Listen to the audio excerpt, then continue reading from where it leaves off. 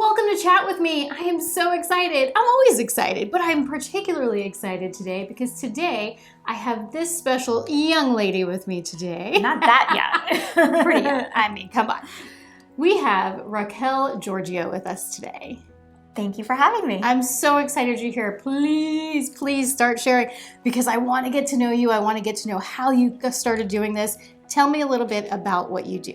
So I took a sign that I saw in Asheville, North Carolina on a family vacation, reimagined it, and created these signs. So you saw a sign. I saw a sign, literally. And then I heard a voice, and suddenly this has come into existence. So it all started, and I'll go into detail on what this is, I guess, first. So basically, it's a note that pretty much includes everyone, I would imagine. And if there's something I've left off, I'd really appreciate somebody telling me, because people have, and I've changed it as I go along. Really? Yes. Oh, I want to hear all of it. Okay. So basically it just says we welcome all races, all religions, all countries of origin, all gender identities, all sexual orientations, all abilities and disabilities, all spoken and unspoken languages. So that was one of them that somebody wrote me and says, what about the deaf people? Because it didn't say unspoken. I'm like, well, we don't mean to exclude anyone, so we'll put that in too. All ages.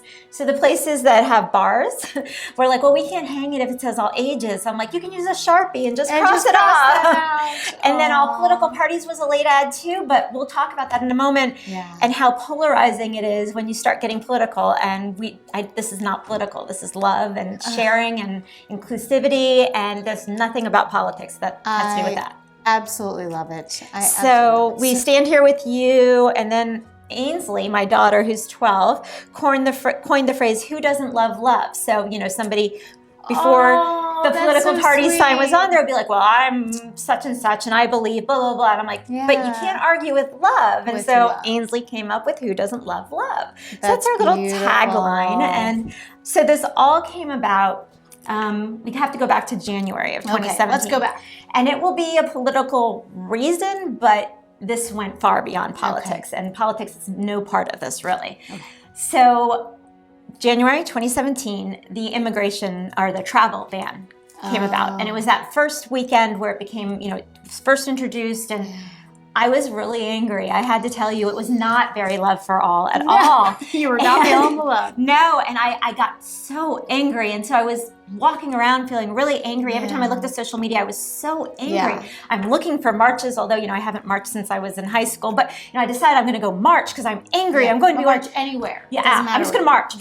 And so my husband's looking at me. He's like, you can't get like this because it's going to be like this for a while. These things go in phases. You can't walk around angry. This isn't you. And I'm like, yeah, you're right. And so I sat still with it for a while. And you're like, and I'm like, okay, I'm going to have to find. So I kind of let it go. I stopped. I was a journalist for 20 years and I stopped watching the news a lot because, I knew what was going on, but not to the point where I would get angry. So, I kind of just made myself a little bit blind to it and was in search of something that would make me feel better. Like I was doing my part, but yet it wasn't something out of anger. It was something out of love, and it was something out of enthusiasm and positivity and stuff like that. That's more me. So time went on, and I learned to downgrade everything. Fast forward now another year and a half, and it's July 2018, and my family and I went to Asheville, North Carolina, and we're walking along the streets of downtown Asheville, and they have these green and white signs that pretty much say what my signs say, look very different. Nice. And, with a few less things, and I saw them in every single shop, and I remember I said to my daughter, I'm like, look at this, isn't this great? And I started taking pictures of them and everything. So we go back to our hotel, and the day goes by, and I'm at the gym and at the hotel, and I'm working out on the elliptical, and I hear a voice. Now, whose voice? I don't know. The universe's voice speaks to me and says, you can make your own signs. And, I do have a full-time job that I love and adore and will never give up as long as they want me. Hopefully a long time. However, I really felt like this was something I could do that would make my soul feel better. Like I could get rid of any kind of anger and fight my fight peacefully and just by sharing love. So I decided that's what I'm going to do. So I started making some phone calls from the hotel all around Asheville City Hall. You didn't even wait till you got home. No. I never wait. So she's still on the treadmill. She's like, boop, boop, boop. I waited till I got off that. I took a shower. We were by the fireplace, and I started making calls. And I called the newspaper, the local paper, and I called City Hall. And they all came back and says, we don't know who did this. Like, it wasn't the city. It's some one person who walked around passing these signs out. So did a little bit more research. I found out it was because of the bathroom bill that had passed or had been up for 2 years prior, which pretty much said that if you are a girl, you need to go into a girl's bathroom if you're here in North Carolina, or if you're a boy, you need to go in the boys. And there was no middle ground, nothing like that. So people started seeing North Carolina as not a very welcoming place. So tourism took like a complete nosedive. So somebody decided that they needed to fight this. Let people know that they're welcome. Yeah, we're welcoming you. And so there were a number of stories that people did back then, and the signs were still up 2 years later. So I was like, wow. So I got home and I called the city and I wrote to a few people, and they had things like the safe place stickers. I'm sure you've seen them. They're rainbow colored and says, you're safe here if you're a victim of hate crime. Come in here and we'll take care of you. Sad that we need them, but exactly. But we do. But Orlando has that, and that's great. But I didn't see signs exactly like this. And I was like, you know what? Maybe people would be interested. So I put something on Facebook. A high school friend of mine, her mother was a graphic designer. She sent me something that looks very similar to this, but a little bit more in script and a little bit more less legible, I guess you'd say. Okay. But we went with it, and it was fabulous. And we got the signs a week to the day that we got back to Orlando. And then she donated like the first 100. And we took the signs, which were much flimsier. They were more like this one. And they actually said, Orlando welcomes all. So this started as Orlando welcomes all. It's very flimsy, but we walked around. I took my daughter Ainsley, and we walked around on Edgewater Drive in College Park and just asked everyone, would you like to hang one of these? Nobody said no, and if they wanted to, they didn't say it out to me. Say it out loud. But everybody was so nice, and like people actually even had tears in their eyes as they accepted it and put it up in their window. And some of them we'd tape up ourselves, and others would say, I'm going to find the perfect space for it. And that was that. So every weekend we do something similar. And then we decided to branch out beyond College Park. So then I decided to start using social media to like direct message these businesses and see if any of them wanted me to bring a sign by. So then I spent my Saturdays going all over Orlando, dropping off signs to people, reaching them. Most people say yes, some say no, but you know, to each their own, love for all. Yes. So then I realized that there was probably a better way to do this. So I started using the mail, and I started getting envelopes. I bought envelopes to put the signs in and ship them off around the city. Wherever. And then we went to Seminole County and Osceola County. I'm like, wait, why am I limiting myself? People started seeing them and saying, oh my gosh, I live in North Dakota. I want one for my town. So then I realized like how far this could really reach. Now, I'm only one person. At first, some of my friends were helping me pass them out, and that was great. But I'm really only one person, so at first I was overwhelmed. And, you know, I'm using my spare change to buy more signs and now buy the envelopes and pay for the stamps and everything. But people started donating, and it's not like I ever said I need this much money. I'm not a nonprofit. People have suggested I become one. Like I said, I have a job that I love. I don't want all that. And I want to be able to control the pace that I do it at and what the message is. And so then I changed it from Orlando for All to Love for All, and we did We Welcome. And so basically, I just started reaching out to people on direct message through social media, through regular emails, and then I discovered Facebook groups, which is insane. So puts you in touch with a lot of people in a very quick amount of time. And you create a reaction from people. So at first I picked people that I figured would be okay and welcoming and feeling the same way as the sign feels. So all the yoga studios all over the country started getting like their Facebook groups I was joining, and you know, places that I knew like Berkeley, California probably would be friendly about this.